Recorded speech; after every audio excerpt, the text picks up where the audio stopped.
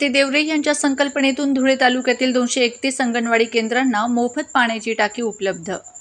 धुळे जिल्हा परिषदेच्या अध्यक्षा धरती देवरे यांच्या संकल्पनेतून एक महत्त्वपूर्ण पाऊल उचलत तालुक्यातील 231 अंगणवाडी केंद्रांना मोफत पाणी पिण्याची टाकी वाटप करण्यात आली। हा कार्यक्रम शहरातील मोहाडी उपनगर येथील यशवंत माध्यमिक विद्यालय येथे संपन्न झाला। माजी जिल्हा परिषद अध्यक्ष सुभाष देवरे यांच्या हस्ते ही टाकी वितरण करण्यात आले। यावेळी महिला बालकल्याण सभापती ज्योती बोरसे, जिल्हा परिषद सदस्य आशुतोष पाटील, जिल्हा परिषद उपमुख्य कार्यकारी अधिकारी हेमंत भदाणे, बालविकास प्रकल्प अधिकारी दीपाली देसले, अर्चना मोरी यांच्यासह अंगणवाडी सेविका व तालुक्यातील लोकप्रतिनिधी मोठ्या संख्येने उपस्थित होते। अध्यक्षा धरतीताई देवरे यांच्या माध्यमातून अंगणवाडी सेविका मदतनीसांसाठी इतरही अनेक उपक्रम राबविण्यात येत आहेत। महिला बालकल्याण सभापती असताना त्यांनी जिल्ह्यातील सर्व अंगणवाडी केंद्रांना भेटी देऊन आवश्यक साहित्य पुरवले होते। या पाणी टाकीमुळे अंगणवाडी केंद्रांमध्ये स्वच्छ पाण्याची सुविधा उपलब्ध होईल आणि लहान मुलांच्या आरोग्यासाठी हे फायद्याचे ठरेल। जेव्हा ते शाळेत जातो त्याचं जीवनाचं ते पहिलं पाऊल असते, परंतु ते पाऊलच्या आधी ते महत्त्वाचं पाऊल जे मुलं टाकतं ते म्हणजे अंगणवाडी केंद्र। आणि अंगणवाडी केंद्रामध्ये मुलांना एक आकार दिला जातो आणि म्हणून अंगणवाडीमध्ये सगळ्या वस्तूची माग पाहिजे। त्याच्यामुळे मला विचार आला, जे आपण धुळे तालुक्यामध्ये जे कुपोषित मुलं आहेत, ज्या महिला प्रेग्नेंट महिला आहेत, पोषण आहार आहे आणि आपला महिलाचे जे आरोग्य आहे, आणि जर आरोग्याविषयी बोलणं गेले तर शुद्ध पाणी आणि स्वच्छ पाणी हे सगळ्यात महत्त्व आहे। त्याच्यामुळे मला विचार आला की माझ्या अंगणवाडीच्या मुलांना पाण्याचा प्रश्न नको व्हायला पाहिजे। त्याच्यामुळे हे आज आपण ह्या पाणीचं डिस्ट्रीब्युशन करतो आहे। धुळे तालुक्यामध्ये आपण 230 अंगणवाडीमध्ये हे पाण्याची टाकी आपण देणार आहे। तर हे सांगताना खूप आनंद होतो आहे की आपण धुळे तालुक्यामध्ये एकही अंगणवाडीला आता पाण्याचा प्रश्न राहणार नाही।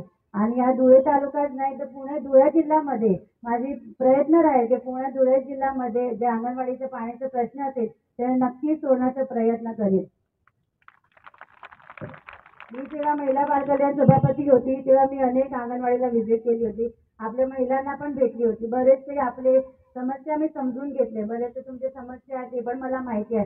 पण हे मला सांगताना खूप आनंद होतो आहे की 2 दिवसापूर्वी आपले सरकारने आपलं मानधन वाढवलं आहे आणि हे फक्त तुमच्या मेहनतीमुळे आणि तुमच्या कामाची पावती तुम्हाला मिळाली आहे। आज जेव्हा मी महिला बालकल्याण सभापती होती तेव्हा जेव्हा मी व्हिजिट करायची तेव्हा महिला मला बरेच सांगायचे की ताई आम्हाला बरेचसे प्रॉब्लेम आहे, आम्हाला खूप वर्कलोड आहे, परंतु तुम्ही खूप त्याच्यामध्ये चांगलं काम केलं आहे। कोरोनाच्या काळामध्ये जसं सैनिक आपला देशाची रक्षा करतो, तुम्ही तुमच्या गावाची रक्षा केली, तुमच्या स्वतःची काळजी घेतली नाही, परिवाराची काळजी घेतली नाही, पण तुम्ही त्या गावाच्या लोकांची काळजी घेतली। आणि ज्या तुम्ही जॉन ड्युटीमध्ये ज्या महिला कोरोनासारख्या आजारामध्ये ज्यांना जीव गमावला त्यांनी आज आपल्या महिला बालकल्याणच्या डिपार्टमेंटच्या माध्यमातून आपण त्या परिवाराला मदत सुद्धा केलं। त्याला खरंच मला समाधान पण वाटतोय की आपण विभागाकडून त्यांना एक मदत करू शकलो। आज या ठिकाणी तुम्ही दिवस रात एक करून त्या मुलाला शिकवता, पुढे पाठवता। बघायला गेलं मी नेहमीच सांगते, जेव्हा मुलं एक घरात बाहेर पडतो तर ते आईला सोडून आईकडेच येतो, कारण तुम्ही एक आईचं आणि शिक्षकचं दोघांचं तुम्ही ते रूप तिथे तुम्ही करत असताना ते मला खूप चांगलं वाटले आहे।